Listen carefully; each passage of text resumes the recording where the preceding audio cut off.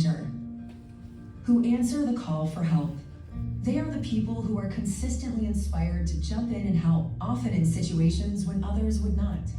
Santa Rosa Junior College's Public Safety Training Center was designed for those who serve when the community is in need. Future police officers, firefighters, and emergency medical technicians.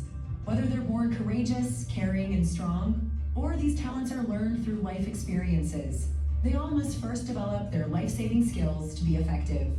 For those seeking to provide support to their communities through a career of service, PSTC offers hands-on education and practice in a wide range of skills. It's not just classroom learning. This campus allows us to really go inside someone's house and be able to facilitate life-saving interventions in real-life ambulances. In law enforcement and corrections, emergency medical care, fire technology, and more. At PSTC, you'll learn through disciplined training, using practical scenarios and professional equipment. Students enrolled in our programs receive outstanding training in modern facilities from top instructors and experts in their field. It's an educational experience based on respect, integrity, teamwork, and selflessness. The Santa Rosa Junior College Public Safety Training Center has a very good reputation, not only here in the Bay Area, but across California for putting out really high quality firefighters. For those inspired to do the most important kind of work, the kind that serves their community. SRJC Public Safety Training Center is for those inspired to serve. Very nice. We can all thank Sarah for that. Good job. I heard that lady's voice in my sleep. I thought it was really well done. So we give a lot of tours here at the training center, and for those of you who just walked in, we haven't had a chance to meet, but I think I met everyone in the room. Welcome to the Public Safety Training Center. Is this your first time here, sir? No, actually. Oh, good. Okay, good. So I met a couple people on the tour. It was their first time here. So as we said on the tour, welcome. And one of the things that we love to do, I'm going to introduce my partners, Art and Ken, is we love to give tours. And we never say no. So we get a lot of outreach from local high schools, boys and girls clubs. Students. Yeah. We get a lot of outreach, and we never say no. Whatever it is, if they have an ask, they want to come and visit our training center, we're going to say yes, we're going to make it work. And what we do is kind of do what we did today. We start in the classroom, we show this video, and then we usually show another video that's specific to either the fire academy or the EMS academy or the police academy. And then we take it on a walking tour, and we show them all the components of what we do in public safety to train the next generation of law enforcement, fire, and emergency medical personnel. So all that. My name is Stephen Potter. I'm the Director of Law Enforcement Training. I've been here for about 6 years. I'm an Associate Dean for the Santa Rosa Junior College, and I did serve in law enforcement for about 20 years prior to that. And I'm just really honored to be here. I tell my students that the greatest honor of my professional career is just the opportunity to be here to serve the students here, to serve the next generation of law enforcement, and to be a part of molding them is it's pretty incredible. And then also to work with Ken and Art. Want to introduce yourself? Sure. Ken Sebastiani. I'm retired battalion chief from the City of San Jose Fire Department. I worked there for about 30 years. Before that, I worked for the City of Monterey. And then before that, I worked for Alameda Naval Air Station. I've been actually an employee of the Santa Rosa Junior College since 1995, where I started out as a professional expert, and then I moved my way up through instructor, and now I'm currently serving as the director for the past 6 years. It's a great opportunity here to let people, first off, know they have an opportunity, because everyone deserves an opportunity. And in regards to putting you in the right direction, challenging them, basing our training on scenario-based training, so people are fully aware of what they're going to get themselves into, and they're prepared, because sometimes they're going to see the worst in people and sometimes the best in people. And in that regard, once they get there, it's not their first time per se, right? They've gone through something. They, went through a structure fire in our program. They cut a car open. We have mannequins, and we didn't show those because they're way on the back, but they actually cry, moan, say help, right? And someone comes around the corner, and we put smoke bombs and that kind of stuff in cars, and they're like, holy Toledo, right? So it gets them ready. And through grants and budget and all the support of our Santa Rosa admin, we're able to provide a great service, not only to the fire program, but to EMC and to the Basic Police Academy. And you know, I'm honored to be here and humbled because there's not a lot of places like this here, you know, in the state of California. And humbling also, 2 years ago, we were awarded the Ronnie J. Coleman Fire Academy of the state. So huge honor for us. They just don't know about Art and Steve yet. They will, and they'll get their own trophies. So again, Let's go into the well on that one.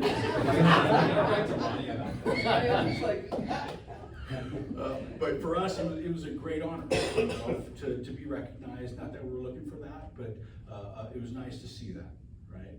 And so we have a lot of stuff that we want to do here. We have a lot of plans. We have a lot of support, right? And so we're moving forward, and we're looking forward to the future here. We truly are. What am I gonna say? My name is Arcia. I am the Emergency Medical Care Faculty Coordinator. I've been teaching here at the JC for this is year number 15. Unlike these fine, not older than me folks, I still continue to work in the field as a paramedic. Those big red ambulances that you see toting around Santa Rosa and Cotati and such. Once a week, I'm in one of those. And I work with many of our graduates. Essentially, I've been here long enough to be able to go to work in the field, and it is impossible for me not to smack a graduate at any point in time, and it's usually about 5 or 6 graduates on any particular day. So it reminds me that we really are the workforce developer for public safety here in the county, and really the North Bay. The program here, I'm gonna build on what these two gentlemen just said.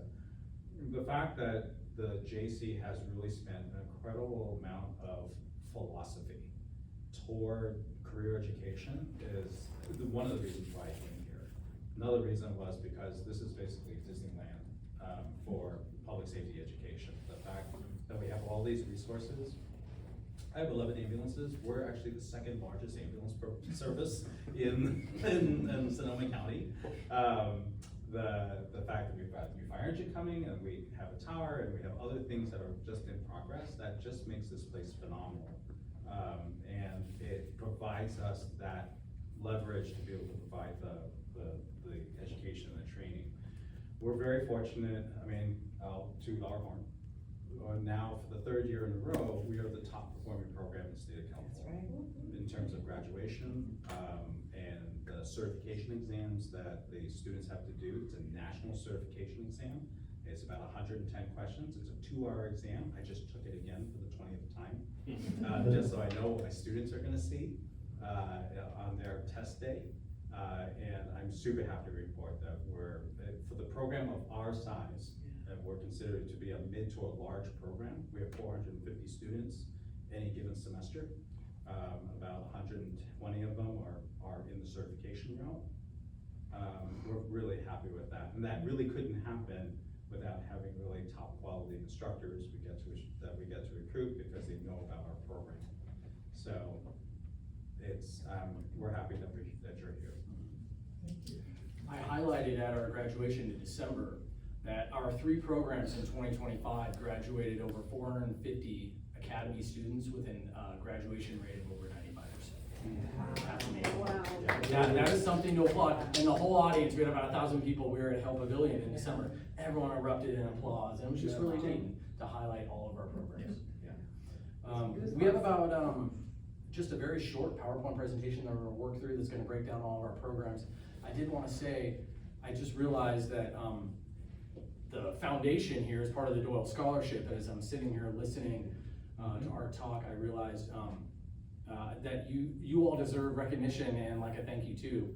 I'm a Doyle Scholarship recipient, and I get emotional talking about it. I don't know why, but I found SRJC in 1994. I bleed blue and red, I really do. And I found SRJC when I had nothing. I was working 3 jobs, I was 17, and I was couch surfing. And I couldn't afford to go to school. Scholarship. And because of the Doyle Scholarship, I could afford to eat and help pay rent and go to school. And then 12 years later, I got a degree from srjc. I started working, right? It did. I was on a 12-year plan. And, but then I got take for you to get yours? it took forever. But you know what's funny is, you get into a group, I started working, I got a job in law enforcement, I graduated finally, and then it took me 2 years to matriculate and get a bachelor's degree, and only 2 years more to get a master's degree. But school is hard as a young person, and we learned that. We learned that in a management meeting last summer when we, who was the name of the group that was there presenting to us? Blanking, they brought in the book, Dr. That was with RSS. I'm blanking on that, but they brought in that book and they just talked about how school is hard sometimes for young people. And if it wasn't for the Doyle Scholarship and the work that you all are doing, that's my point, is that I'm pretty grateful for that. I think that we all are. Well, I think we have Exchange Bank to thank for that. We just Yeah. happen to have the president of Exchange Bank on our board right over there. That's awesome. Troy. Yeah. But the Doyle Scholarship is incredible. I'm in my second year of LSR now, and Charlotte Radmilovich. Yeah, she's in my LSR class. I know she's the CFO at Exchange Bank. And I've given her my story too. But it's nice to see you. It's good to see you all. It's stories like that that Just inspire us. Yeah. Really. Sure. Sir? When the students graduate in all three areas, what are roughly the starting salaries that they can expect when they get out? Boy, that's across the board. I think our students in public safety, generally speaking, do pretty well. They do. Fire and police especially, I think starting salaries are pretty high in Sonoma County, but Sonoma County is also very expensive to live in. I think probably not so high in the EMS field, but in the paramedic field, pretty high. I don't know. Yeah, I mean, entry level. Rough number. Yeah, an entry paramedic level, a single paramedic, that means not cross-trained as a firefighter. Right. When they go to work, they're gonna start officially at around 75,000.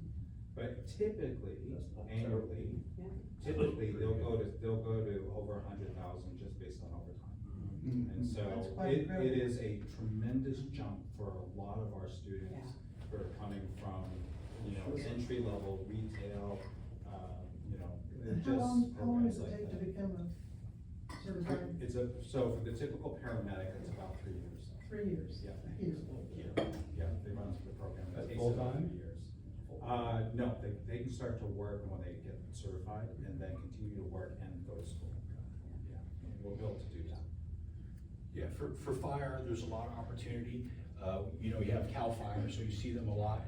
And CAL FIRE is opening up a different hourly week now. So they went from 60 hours and they're gonna go to 54 hours. So to cover that 4-hour block or whatever it is, they have to hire 2,500 firefighters to cover that. So they're continuously doing that. So we're lucky. So we do a few things. We do a recruitment day, and then we also do mock orals day. So we invite chief officers from local fire departments, and they run them through oral boards, like an interview. And so they'll get a card right there if they like them. And then it's like, hey, when you're finished with your academy, you come visit me. So historically, CAL FIRE hires about 15 people out of our academy. We have a 40-person academy, and that's seasonal, so they're very young, usually 18 or brand new to the fire service. And for the summer, depending on the wildland activity, they can be gone months at a time, and they're making a lot of overtime.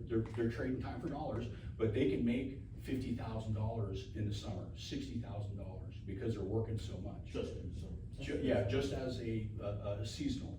And so then we also have, if you're a paramedic, paramedic firefighters, certified in both positions, are very, very needed within Sonoma County, the Bay Area, California.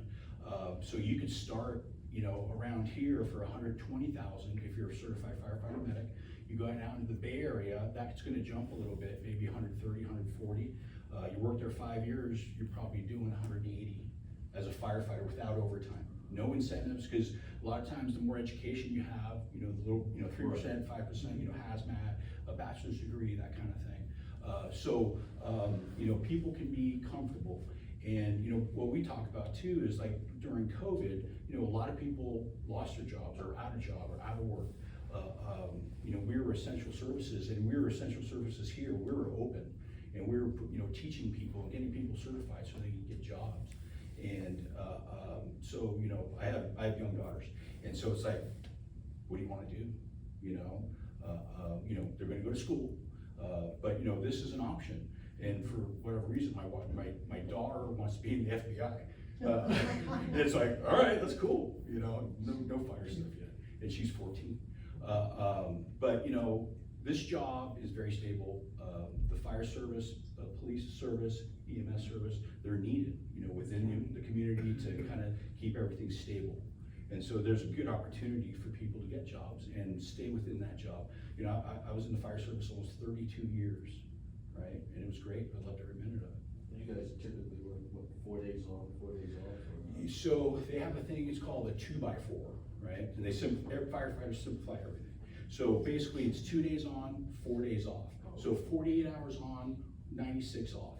And then that affords the ability to, you know, take care of your kids, you know, get another job, work overtime, you know, whatever it is. But sometimes after that 48 hours, you might just go right home, go to bed, you know. But so in the fire side, as a firefighter paramedic, you do pretty well for yourself, right? But there's a lot of competition, so we talk about pushing themselves and going to school, and after the academy, come back to the JC and get your AS degree, and you know, because that's all built into incentives also, and then you know, go get your bachelor's degree or your master's degree, that kind of thing.